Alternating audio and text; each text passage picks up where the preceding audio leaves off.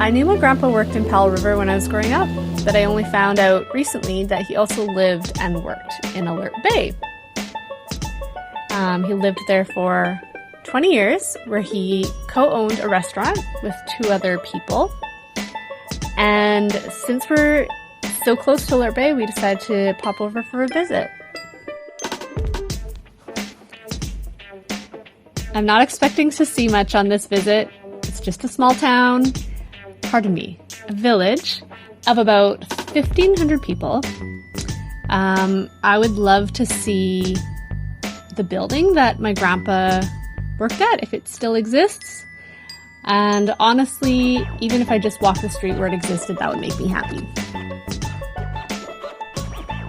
We just got off the ferry, parked our car, just walking down the road, and lo and behold, here is a summer market. Let's go check it out.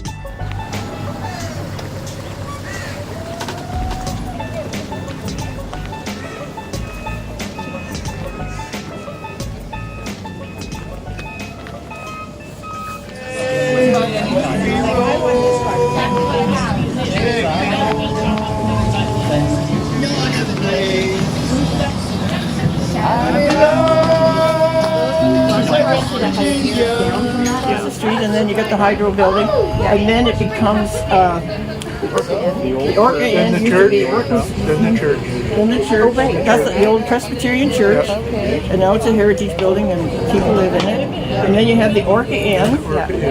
And that's where the Royal was. That's where the Royal was, downstairs. Okay. And Was it the whole? Right on the Ruby left-hand was his side. wife's name. What was his name? He's got a bench down there. Bing Long. Bing Long was his name. Bing and Ruby. Rita. Ruby. They had 3 children, and they come back here because they wanted. But then the store got sold as a restaurant, and now it's a hotel with a restaurant, and the pub got changed. So that's the history of. Then Chinatown was right up to the Nymphish Hotel. I initially heard about Alert Bay through work, as we opened up a branch here a few years ago. So naturally, that is also on my list of things to see here. We also need to get cash to get some things for the summer market, so here we are.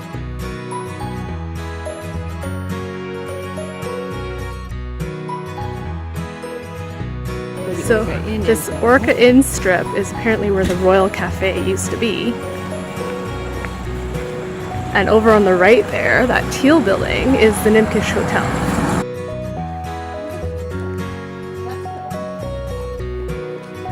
Ooh.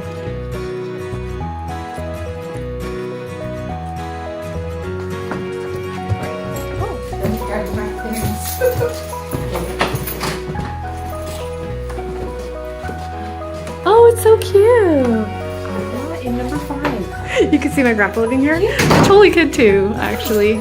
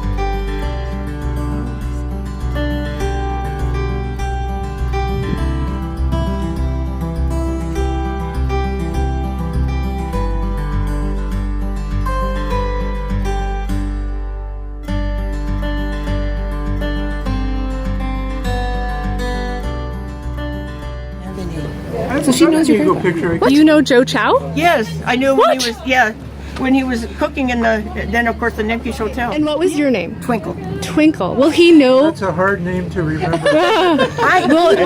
He might tell him I drove taxi. Okay. And I had long blonde hair. Okay. And I got short brown hair. He was So the Orca Inn kitchen, that was the Royal Cafe. No, the Royal Cafe is the whole thing. Oh, wow. Okay. Yes. Oh, wow. Yeah.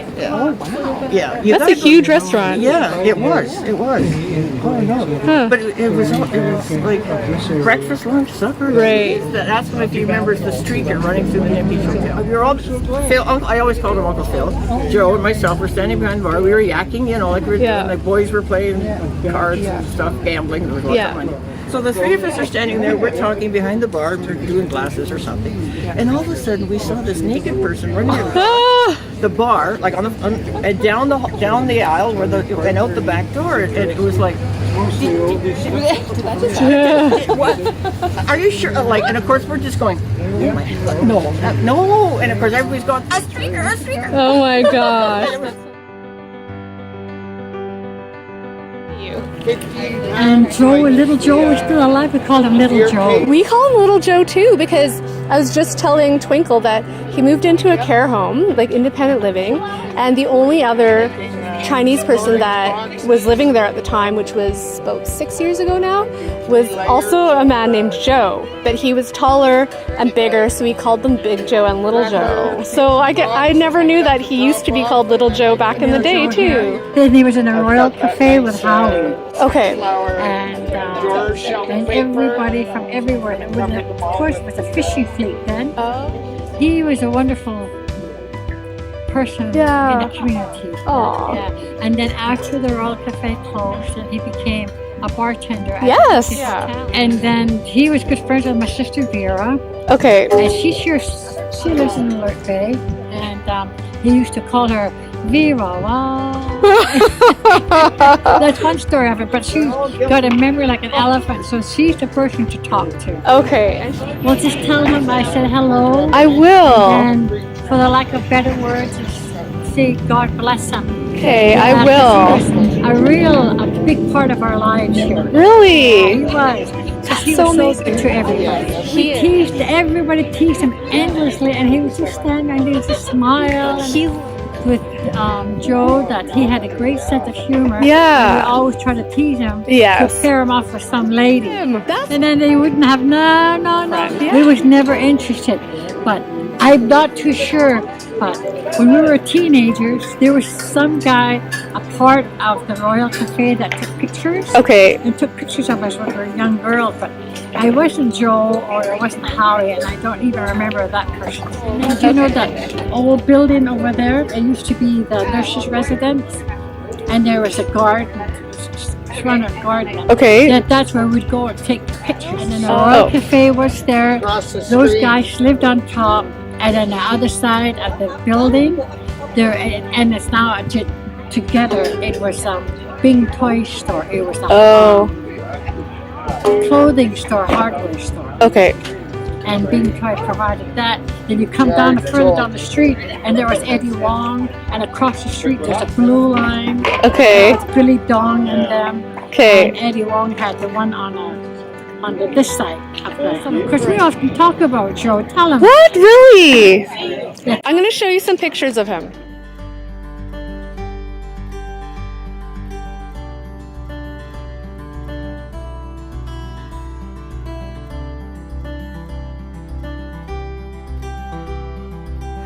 I've never been much of a history person. I find history fascinating, but for some reason it just never sticks. But this trip has been really something else. So I came to Alert Bay for a day trip thinking it would be nice to see the building where my grandpa lived and worked.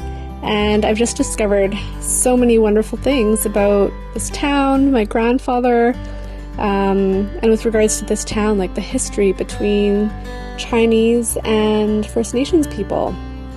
I came across a post on Facebook, and someone had commented, and I'll just read this verbatim here. I once went for lunch with an Indigenous elder in the Fraser Valley who took me for Chinese food and obviously knew everyone in the restaurant. I joked with him that he must really like Chinese food and eat there a lot. He told me that back in the days, a lot of restaurants wouldn't serve First Nations patrons or treated them poorly. The Chinese restaurants, he told me, always treated the Indigenous community with respect. For that reason, he said he and his extended family would always support the local Chinese restaurants. This mutual respect has been passed down through generations.